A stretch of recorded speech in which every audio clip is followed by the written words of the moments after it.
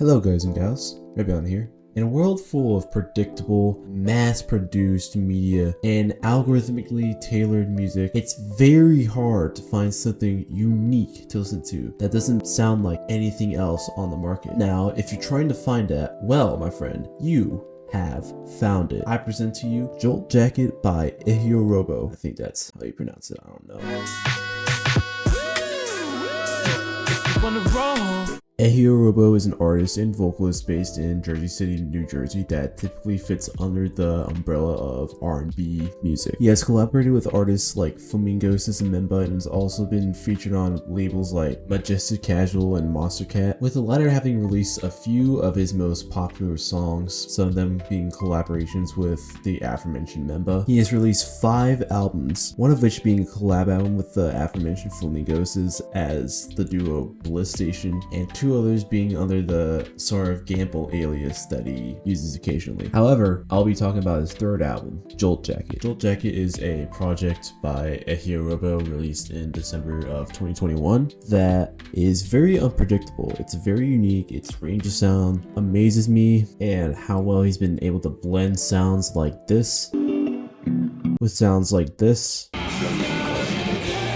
and make a piece of music that flows so well. In fact, what if I told you that all those sounds were in the same song? Do you know the mirror dance? I think about it every night.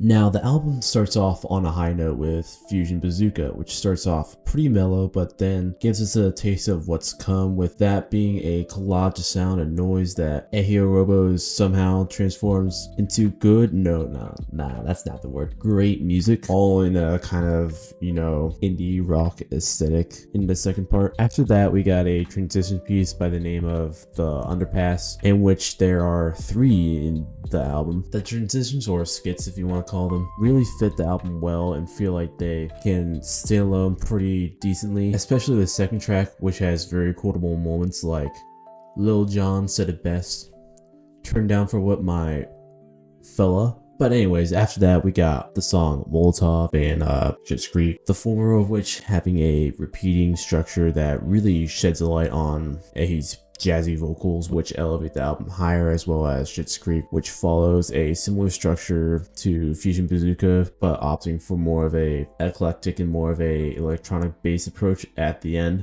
Then we got a 3-song stretch bookended by some of the more down-tempo tracks on the album like City Morgue and Pool, and sandwiched between those is Howler, which is basically the complete opposite. Let me show you why. Fuck this job.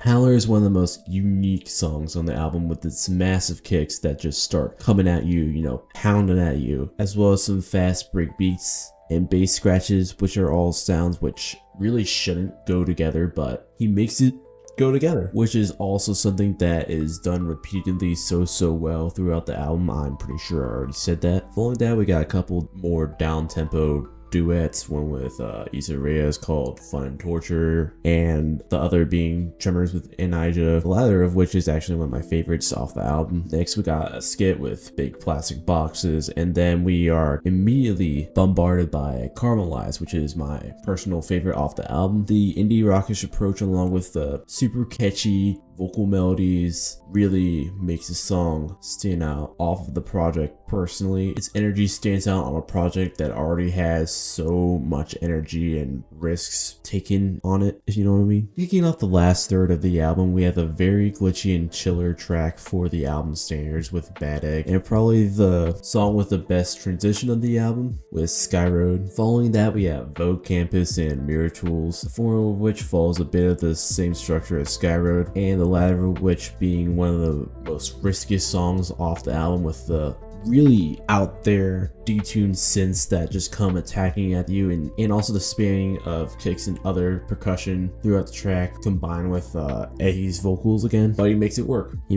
To cap off the album, we got another transition, and then we finish it off with Maker, which is a great send-off. It fits it well, but I don't think it's one of the stronger tracks off of this project, which says quite a lot about the quality of music that is on here.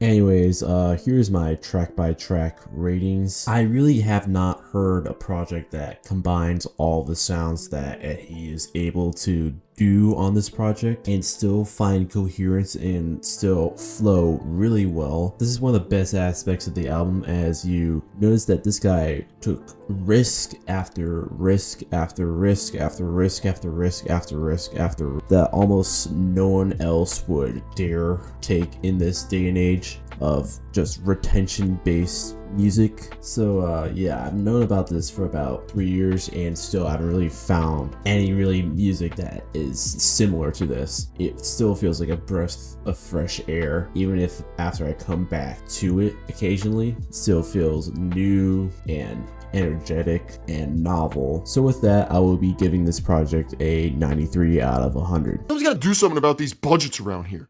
Got me over here slapping big plastic boxes. Alright, so in conclusion, go listen to this album. I would highly recommend you do so. Maybe even give it some more ratings on AO2IO Rate Your Music, because it deserves more ratings, deserves a little more attention. That's kind of why I'm making this video. So yeah, goodbye.